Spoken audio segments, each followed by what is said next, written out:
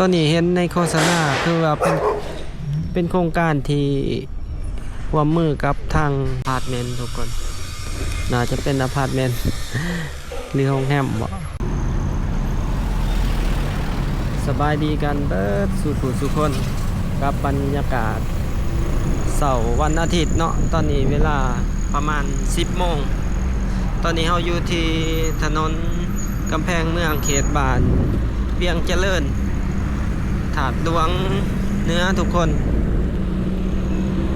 มื้อนี้ก็สิพาทุกคนขี่รถรอเบิ่งรอส้มการก่อสร้างเนาะในเวียงจันทน์พาทุกคนเบิ่งตึกที่กำลังสร้างใหม่ในเขตบอกว่าจะเป็นเวียงเจริญถาดดวงโพนพะเนาทุกคนในเขตนี้ที่นี่ตึกสูงที่กำลังสร้างใหม่เราก็ได้มาทางนี้พาทุกคนเลาะเบิ่งเลาะส้มเนาะบ่ได้ม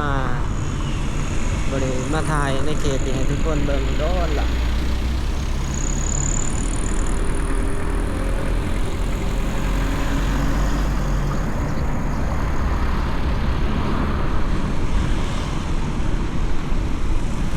เป็นเขตบ้านเวียงเจริญทุกคนบรรยากาศมื้อนี้ก็ถือว่าหนาวทุกคน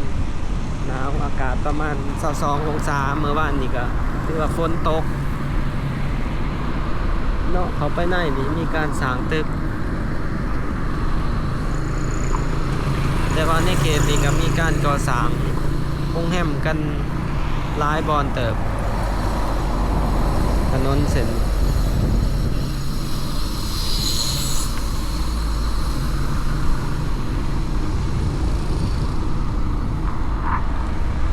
สายมือนี่ครับมีการก่อสร้างโรงแรมสูงประมาณ6ชั้นเนาะทุกคน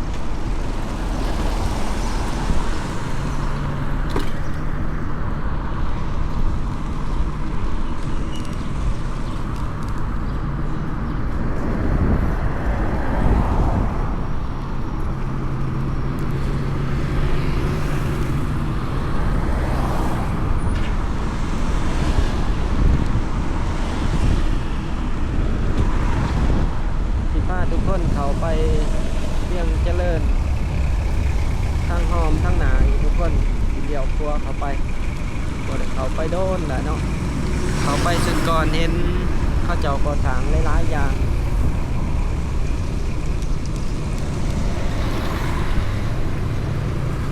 เนาะเขามาหอมนี่โรงเรียนปฐมสมบูรณ์เวียงเจริญสายมือก็เป็นหอการบ้านอยู่นี่ก็มีอพาร์ตเมนต์สำหรับผู้ใดที่อยากมาเช่าอพาร์ตเมนต์อยู่ในตัวเมืองก็สามารถมาหาแถวเวียงเจริญได้ทุกคนมีอพาร์ตเมนต์หลายบ่อนอยู่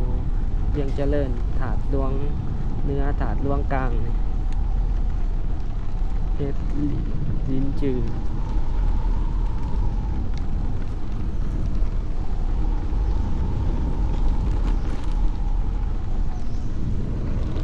เดี๋ยวเราจังสิออกไปทางโพนพะเนาเนาะทุกคนเขาสิพาทุกคนขี่ขึ้นทางนี้แล้วก็ออกไปทางวัดเลาะบงเลาะส้มแบบมวนๆว่างๆยามวันอาทิตย์แบบนี้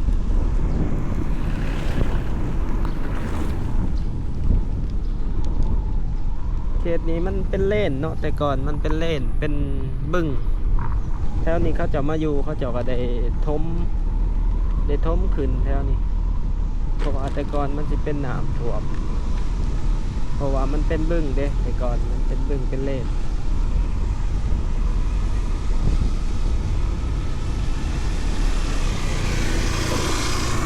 ต้องการขายดินอยู่นี่มีเฮือนเขาจะเฮ็ดขาย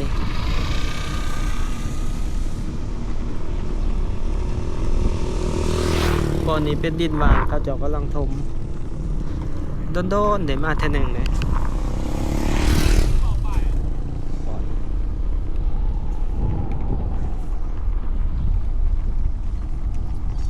ขึ้นไปก็มีอพาร์ตเมนต์อีกให้เช่าตัวนี้ห้องแถวให้เช่ามีหลายห้องเลย10ห้องเข้าไปทางนี้ก็สิสอดออกวัดเวียงเจริญทุกคนหน้าที่เราต้องเข้าหอมที่หอดวัดก้อนเนาะแต่เราก็สิได้ออกไปอีก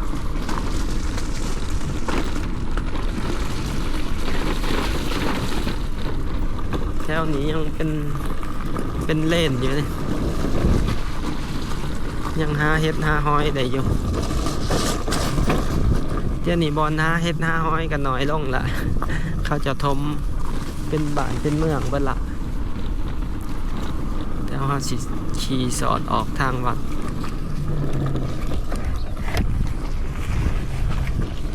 ทางนี้ก็สอดเส้นทางใหญ่คือกันเนาะแต่เขาสิขี่เข้าทางวัดสอดออกทางนั้น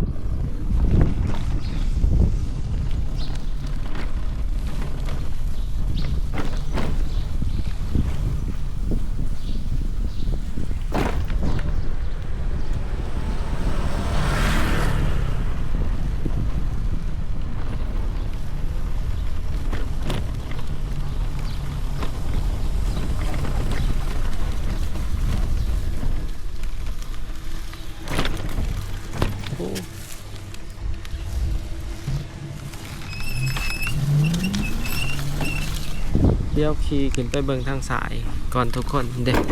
เขาเจาะก่อสร้างน่าจะเป็นอพาร์ตเมนต์นี่ถ้าผู้ใดอยากมาเช่ามีแผนอีก6 เดือนข้างหน้าเนาะน่าจะแล้วเดี๋ยวขี่ขึ้นไปเบิ่งทางนี้ก่อนทุกคน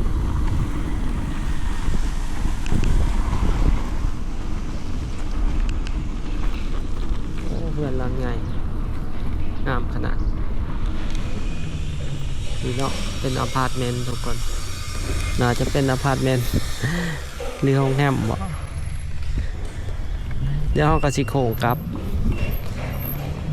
พาทุกคนออกไปทางเนาะโพนพะเนา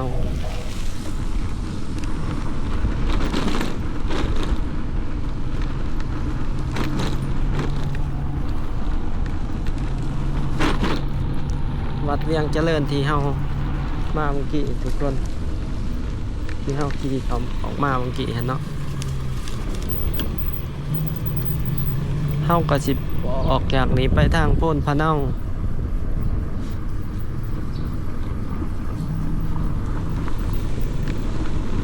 เขตนี้จะเป็นเขตบ้านเวียงเจริญกงกันขามทางกับบ้านถาดหลวงเขตนี้ก็มีห้องแถวอพาร์ตเมนต์ตึกให้เช่าหลายทุกคนสำหรับผู้ใดที่อยากมาอยู่ใกล้ถาดหลวงนี่ก็เป็นอพาร์ตเมนต์แบบ2 ชั้นตัวนี้บ่แพงปานใดเดือนหนึ่งประมาณ500 เหรียญ600คันโตเป็นตึกหรูๆแถวถาดหลวงเหนือหั่นอยู่ประมาณเดือน700-800 เหรียญต่อเดือนทุกคนอพาร์ตเมนต์เพราะว่าอพาร์ตเมนต์มันก็สิมีเครื่องครบเนาะมีบอนนอนมีเฟอร์นิเจอร์ให้แต่โตเป่าเขาไปอยู่เลยมีแม่บ้านเก็บเครื่องผ้าปูบอลไปซักพร้อมนี่เขาก็ออกมาเส้นทางเวียงเจริญขางบิ๊กซีกงกันขามก็เป็นบ้านถาดหลวงเดี๋ยวเขาสิออกไปทางโพนพะเนาก่อนนี่เนาะเมื่อกี้เขาใกล้เส้นทางก่อนนี้มาเขาใกล้บอลนี้มาเมื่อกี้เดี๋ยวเขาออกไปทางโพนพะเนาพาทุกคนไปเบิ่งตึกสูง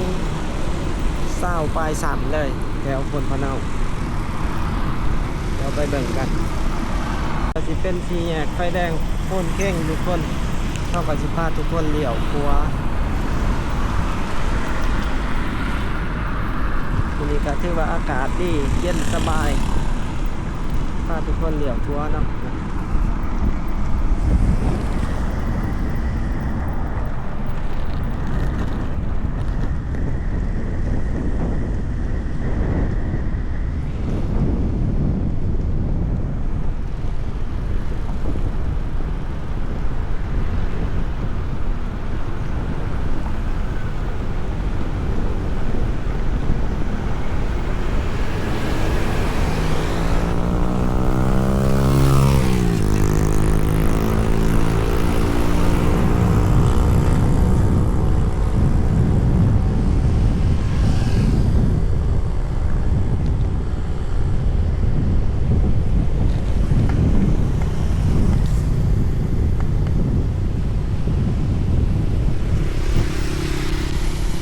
พ้นพะเนา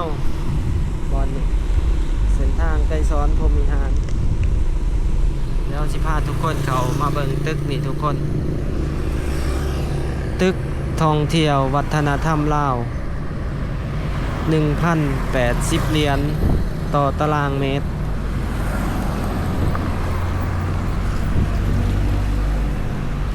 เขามาหอมนี่ดิมีตึกสูงประมาณ20 สั่นทุกคน20 สั่นตึกนี่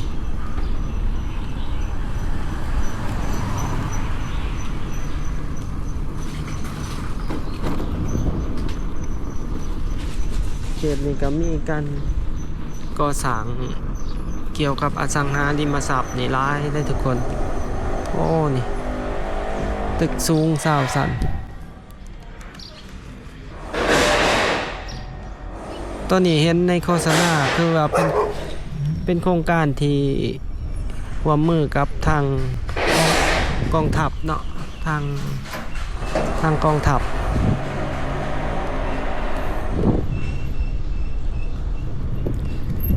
1,080 เหรียญต่อตารางเมตรต่อเมตรกะเล่เนาะทุกคนพูดเนาะห้องหนึ่งอย่างต่ำมันก็ต้องได้ใส่ประมาณ100 ตารางเมตรพอดีอยู่ประมาณ60เนาะ60 ตารางเมตรก็อยู่ได้โอ้อยู่นี่มีแต่อพาร์ตเมนต์เนี่ยทุกคนอพาร์ตเมนต์ห้องแถวหลายห้องขนาดเวียงเจริญมีห้องแถวพร้อมอยู่สายมือเฮาเดี๋ยวเราก็สิโค้งออกไป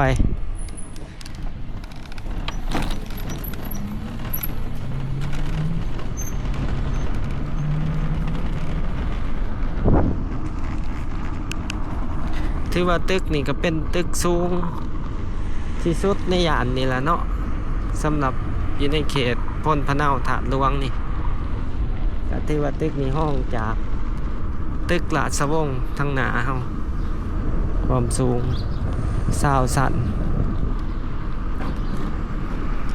ตึกท่องเที่ยวป้ายเพิ่นติดไว้ตึกนี่เนาะเพิ่นติดไว้ทางหน้า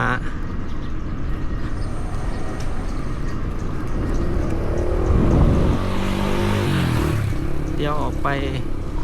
ต่อทุกคนเดี๋ยวไปเขาอีกหอมหนึ่งพาทุกคนเขาไปหอมสายมือบ่เคยบ่แม่นบ่ได้เขาไปโดนละหลายปีบ่ได้เขาไป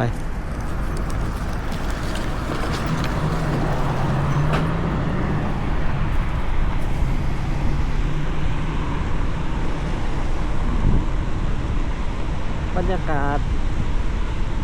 ดีเย็นสบายวัดพ้นพะเนาขวามือเฮา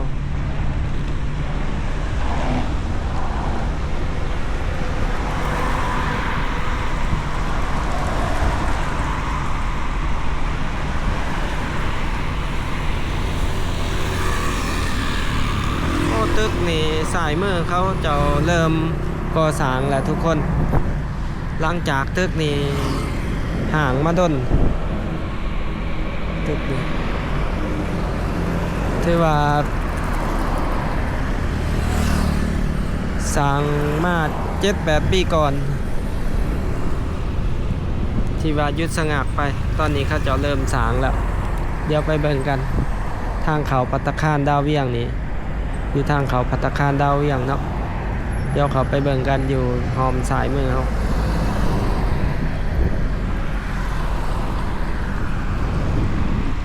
ไปเทิร์นรถอยู่ทั้งหนารถลงมาเขาหอมสายมือวังกี่นี่ทุกคนพาทุกคนเขาไปเบิ่งหอมนั่นก็บริเขาไปทางนั้นหลายปีเติบเดี๋ยวไปเบิ่งกัน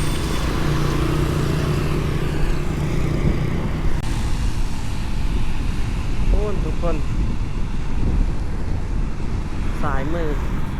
เฮาเป็นตึกสูงที่เฮาเขาไปเมื่อกี้แต่นี้เฮาสิเขามาทางขวามือนี่ทุกคน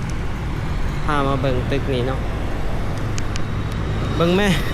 น้ำจนหงฝนตกเดือน12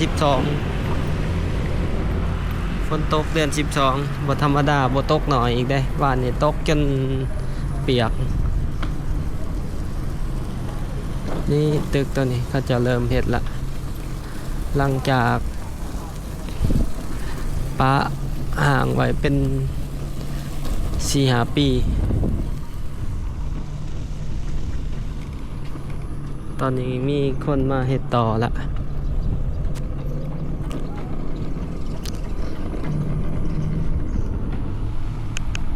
เดี๋ยวเขามาเบิ่งการเปลี่ยนแปลงอยู่ถนนเส้นนี้กับปูคอนกรีตโดนได้ทุกคนประมาณ10 กว่าปีล่ะแต่ว่าคนเที่ยวบ่ค่อยหลายเส้นนี้แต่ก็มีทั้งโรงเรียนมีโรงเรียนสอนภาษาญี่ปุ่นอิมิระมีห้องแถวอพาร์ตเมนต์พร้อมเขตโอ้มีคาเฟ่พร้อมอ๋อดินภายเดบอนนี่เป็นตะมวนเป็นตะอยู่เลยบอนนี่ใจกลางเมืองแบบเงียบๆเป็นตะมวนอยู่บอนนี่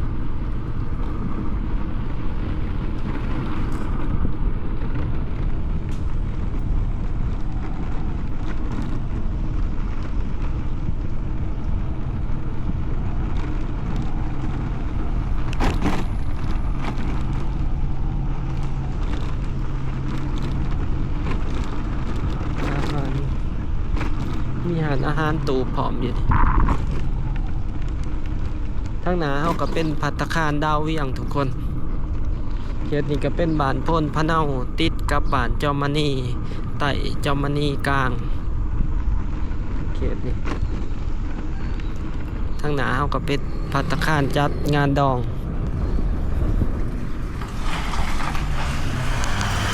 ภัตตาคารนี้ก็จัดได้3 งานทุกคนมี3 ห่อภัตตาคารดาวเวียงนี่ภัตตาคารใหญ่เดี๋ยวเฮาสิเลี้ยวสายออกมาทางนี้เฮาก็สิไปรับออเดอร์กันต่อบัดนี้พาทุกคนเลาะเบิ่งเลาะชมเวียงจันทน์เลาะชมตึกกำลังสร้างใหม่อยู่เวียงจันทน์ละมื้อนี้ก็สิไปรับออเดอร์แลนรถเป็นไรเดอร์เฮากับบัดนี้แล้วก็แบตยังเหลือหน่อยแล้วก็ไปเฝ้าห้างแลนตอนแบตหลาย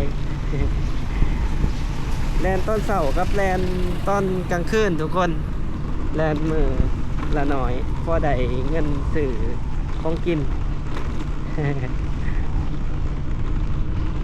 กับประมาณนี้เด้อทุกคนสำหรับในคลิปนี้ถ้าผู้ใดอยากสนับสนุน2 บาวแม่นไส้ก็อย่าลืมกดไลค์กดแชร์กด Subscribe เพื่อเป็นกำลังใจให้กันเด้อทุกคนและตอนนี้บาวแม่นไส้ก็ต้องขอกล่าวคำว่าขอบใจและก็สบายดี